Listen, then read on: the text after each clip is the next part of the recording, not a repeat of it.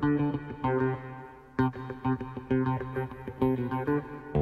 afternoon, Mr. Thurman, Dr. Johnson, members of the board. It is requested that the Board of Education approve the District Improvement Plan for DeKalb English Language Learners. I will give you a bit of background information in relation to this item.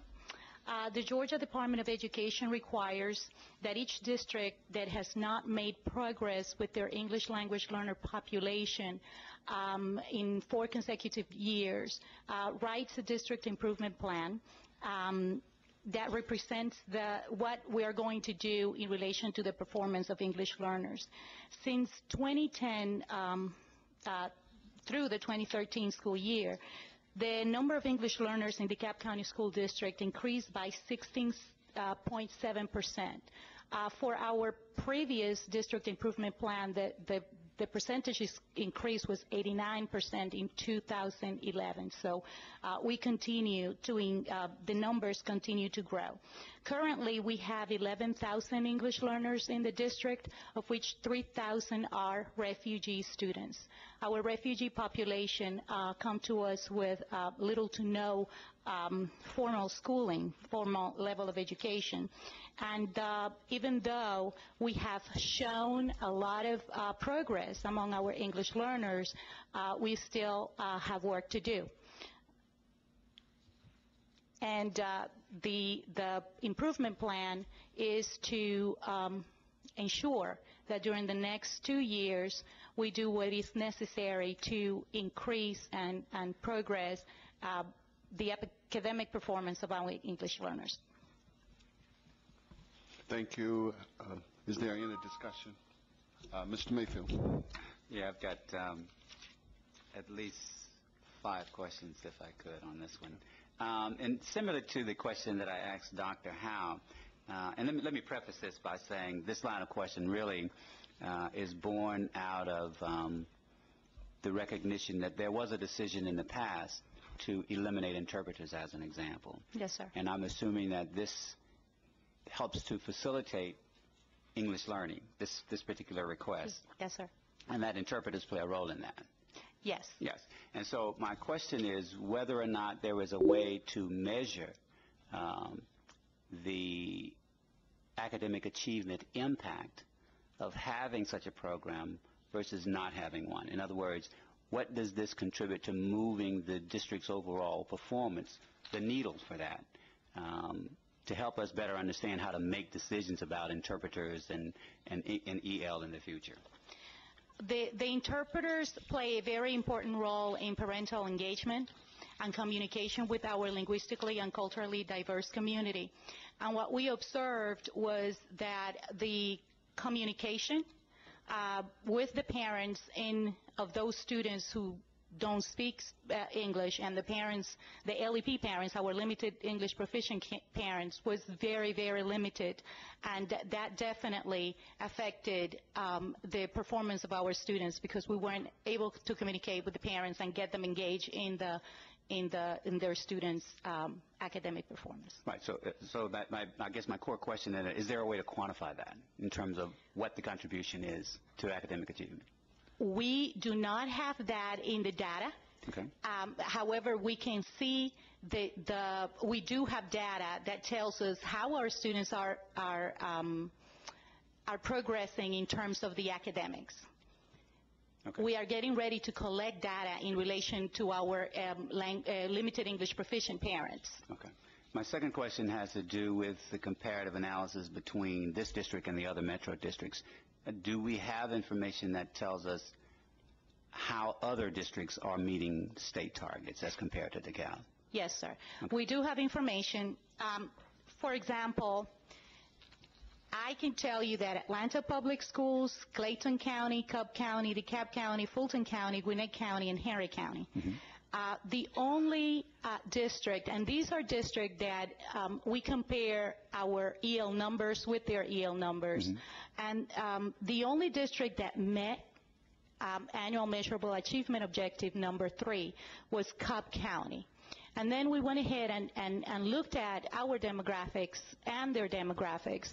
And as we could see, Cobb County only received in the last 10 years 227 refugee students, while we received 14,578. So it is a great difference. Okay. All right. Almost done. What do you know? One of the notes that the state made was that the reason that we were on this, we had to submit a plan, was because we had not met the targets in 4 years. So I'm assuming that there was a plan 4 years ago to meet the targets.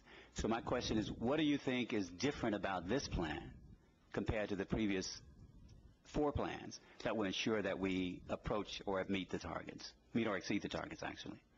One very important difference is the work that we have done with our curriculum and instruction CAIPO work, where we have included a very important piece for English learners that has been an enhancement to the curriculum. That is one of the differences, one of the major differences that we think that we have in this new plan is the instructional piece. In addition to that, we were able to bring back the interpreters to the district for this year, and we also re-centralized those services, and we are coming up with new and improved services for the schools. Okay. Final question. When we look at the sources of funding for the program, there are, I guess, about 18 areas, including everything from tutorials to curriculum to policies and practices, etc. And I understand that the sources of these dollars are not from the general fund, but from these Titles 1, 2, and 3 sources. There are about 8 of them that have no dollars, but there's a service, obviously. So my assumption would be that these costs are actually being absorbed to somewhere else in the system, that they aren't coming for free, I guess would be my point. Well, that is correct.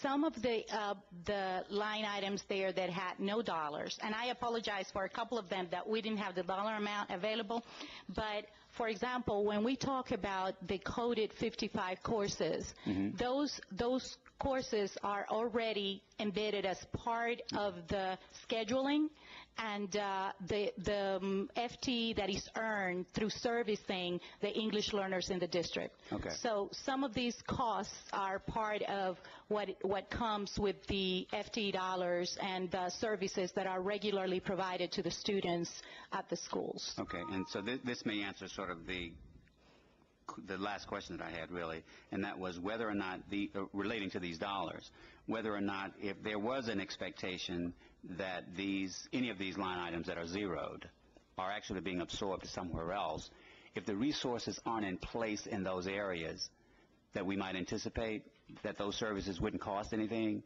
would that in any way affect our ability to meet targets? In other words, if you didn't get some of these line items that are not zeroed, would it undermine our ability to meet these targets? Yes, if we don't do what we need to do as far as what we wrote in this plan, yes, it would affect the performance, the expectation. Okay. Mr. Copeland. I have a few quick questions as well. I think the first one is just looking at the table on page 3. Obviously, we don't have graduation rates for DC SD comparative to the state targets. Do we just not measure those graduation rates, or do we have those available for comparison? We have, in relation to graduation rates, what we have is raw numbers. Like we can tell the number of students, of EL students that have graduated after their senior year. And we do have numbers, and the graduation rate, as a matter of fact, based on those numbers, looked very good for English learners until last year, I believe, that we took a dip there.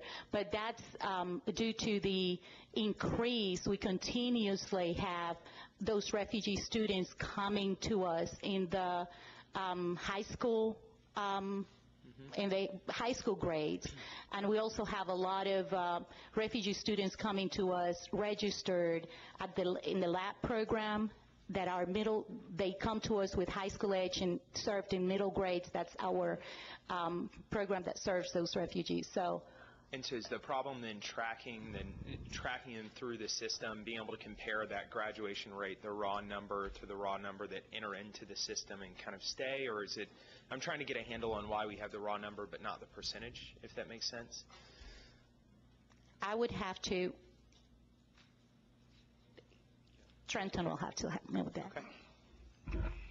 The way the graduation rate is calculated by the state is a cohort calculation rate, which measures students from the time they enter ninth grade until they graduate 4 years later. So you get a 4-year graduation rate, and then you also have a 5-year graduation rate as well as part of the accountability calculations. What Ms. Nunez is talking about is that we can very easily take a look at the numbers of who came into 12th grade, who walked out with a diploma based on the number. So you could basically say the number of 12th graders who were eligible for a diploma as a denominator, with the numerator being the number of students that actually received a diploma. But the cohort calculation is much more difficult than that, because what we have to take into account is whether or not students that left us went to another district in Georgia or another district in another state and actually graduated, or were coded as withdrawals or dropouts, and we have no way of keeping track of all those students. So the state is basically a year behind in posting graduation rates. So when the CCRPI rates come out for the 12-13 school year, this past year's rates, you'll be looking at 4-year rates for 11-12. So you're basically a little bit behind, because it takes them that amount of time to make sure that they can track those cohort rates when you're talking about such a massive amount of student movement all across the state and around the nation. And then I guess my second question is maybe just a two-part question. I think you alluded to part of the answer before in talking about just the different complexion of COBS, for instance, English learner population. It strikes me that's because we've got a much more heterogeneous population speaking more languages, probably in greater percentages. So it's not just a huge swath, for instance, of Spanish-speaking people, but also of different languages. My question is really, it seems like because of that heterogeneous student population, we really have to have a targeted approach by community, for instance, whether that be, you know, their status as refugees, or whether that be language population. How do we think about sub-targeting those groups? Because it strikes me that's where a lot of the progress would actually be made. We need to know that in DeKalb County, we currently have 140 languages and dialects represented. And the need that we have for services in the languages that are the most difficult to find even interpreters for is something that we need to recognize. And we do have plans, and we have developed partnerships with the community refugee agencies and the Department of Human Services at the state level. But it is a challenge that it is not as easy to overcome, considering that the population continues to come and go. And then every year we have a different language that we need to meet the need for with a large population. To give you an example, right now we have the Burmese refugees. And it was difficult for us to find a Burmese interpreter, one Burmese interpreter in the district to help us serve the families. And we are, right now, our plan is to target the top 5 and the top 10 for other services. But it is practically impossible to meet the needs of 140 different languages and dialects. I mean, if we could, and this is just a request, and I don't want to overburden people with the request, I think it would help our understanding as we go through the planning process to kind of know the top 5, you know, language groups that we have, just some basic information about the linguistic diversity in the system. Because, I mean, with 11% of our students being English language learners, I know that's a big challenge, and it's a big part of our opportunity, too. So it would be great if we could get some more statistics on that. I think that would be wonderful. I really would not want to see us belabor the point, because the languages can change at any particular time. And we start looking at the top 5 now, next year it could be, next month it could be another top 5. So I would like to see us begin to look at, this is a service that's needed. It's not going anywhere. As a matter of fact, it's going to increase more and more and more. What can we do in order to make sure that we're providing those services? We do need to see statistics and all that, but we can't keep belaboring about the statistics and not meeting the needs of the children. What do we need to do as a board in order to move forward so that we can approve what we need to approve and meet the needs of these children that are coming in? 140-some different languages, that's a lot. And we can't miss the mark. And whatever the state has put as a requirement, we still have an obligation at this level to meet those requirements. So I don't want to see us get sidetracked by these statistics and all these other things that are taking place while the children still have needs and the parents have needs, because we need to have the interpreters. You know, again, going back, the children can only be as great as their parents and the schools. So if we keep harping on all these other things, we're not going to meet those needs. And so we've got to be able to look at what can we do to be able to facilitate parents. It's crucial that we get parental involvement and them being able to be a part of understanding. And that's a big chasm between them not understanding us and us not understanding them. So I really would like to see us begin to move forward and not belabor the points with these statistics and all these other things and putting more on instead of looking at where we are, what do we need to do to move forward and get this job done. Mr. Orson. Thank you, Mr. Chairman. First of all, I do want to share with Ms. Nunez and Superintendent the reposting the interpreters and the centralized registration has been very well received by particularly the refugee community, and I've been in conversations with Refugee Family Services and Catholic Charities, and that was a great step to restore what we have been able to do in the past. One of the things I think, just so for a better understanding, and I've had some time dealing with refugee communities, is that I don't think it's fully appreciated in DeKalb that not only are our numbers greater, but this goes back to the other issue about training teachers. When people first come to the United States and to Georgia, their first point of entry is typically DeKalb County. And as they build some success, then they go to other school systems. And I think part of a longer-term strategy has to reflect that we are the first point of entry. So we are dealing with students, often, particularly in the refugee community, as you pointed out, who've had no schooling or have no records. We can't even figure out how old they are, where to place them. They're incomplete records. Those all affect the outcomes in a way that make it far more challenging. It does not relieve us of our responsibility. We all understand that and appreciate that. But the strategy, which I think requires state and even federal discussions about how are we compensated for the work that we're doing. It also probably requires a partnership strategy, I think, with even Gwinnett, which is probably number 2 in terms of destination for people coming from other countries, so that because the cohort analysis that Mr. Arnold showed up, if we do great work, which I think we will do in many cases, it's going to show up in Gwinnett's graduation rate. So we do all the work, they will get all the credit. And that's not to detract from the work our friends are doing in Gwinnett County.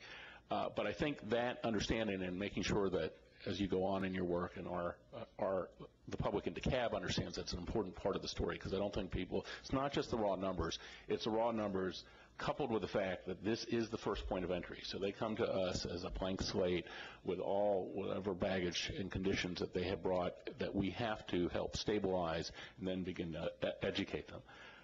My last question, which is has to do with the annual measure objective, and how does this interact, this plan, with some of the waivers we now have for No Child Left Behind? And that's just, there has been a waiver in some areas from the federal government to states. I think Georgia is a waiver state in some areas for No Child Left Behind. Again, not to relieve us of our obligation, but the formality of the plan, or perhaps more importantly, the flexibility of addressing some of these issues. Do we have an understanding about whether those waivers pertain to this subgroup in this area, and whether that might enable us to bring some renewed flexibility to providing solutions?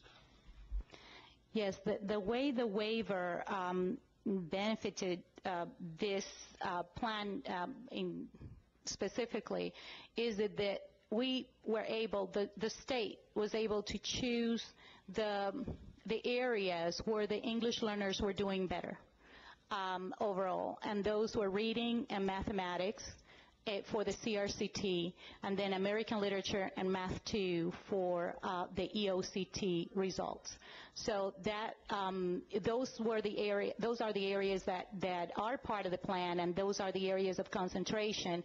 And based on the data and the state data, that's the reason the ELs were faring better in those areas. Mr. Mayfield? Yeah, one final, I'm sorry. Were you? No, go ahead. One final question. As it relates to the numbers, though, with the 141, we're looking at the top 5 and looking at for the top 10 for the other services. Right now, it looks like all of the funding is coming from Titles 1 and 3. My question is whether or not there are opportunities to begin to look at the origin country and or either the business communities from those origin companies as alternate sources of funding to help sort of close some of the, obviously, gaps that we have. I mean, is that part of our opportunity, if you will, to enhance the funding? Well, many of them, they are political refugees, so these are basically people without countries at this point. But one of the things we are doing that Mr. Rams is going to help us with in January is that if you look at through QBE funding, there is no category for refugee. There are categories for ESOL and gifted and others, but there is no funding category for refugee. And that's important. And one of the things about, and statistical analysis and data is good, but first you got to be able to communicate. Right. You can't do anything. And we raised a question about interpreters. You have to be able to communicate. Right. There is, the process begins at the level of communication. And finally, if maybe this is final, I just want to recognize Ms. Nunez and Kathy for leading the effort to reestablish the International Center. I was there Friday. And I'm just telling you, and the Burmese students, they were there. And it was really the high point of my tenure in DeKalb County. You get it once you engage and understand that you're dealing with young people and adults who really don't have a country now. They're totally cut off. And to have this welcoming center here it helps you really understand what I said, the American dream that is alive and well all across this planet, and it's centered here in DeKalb.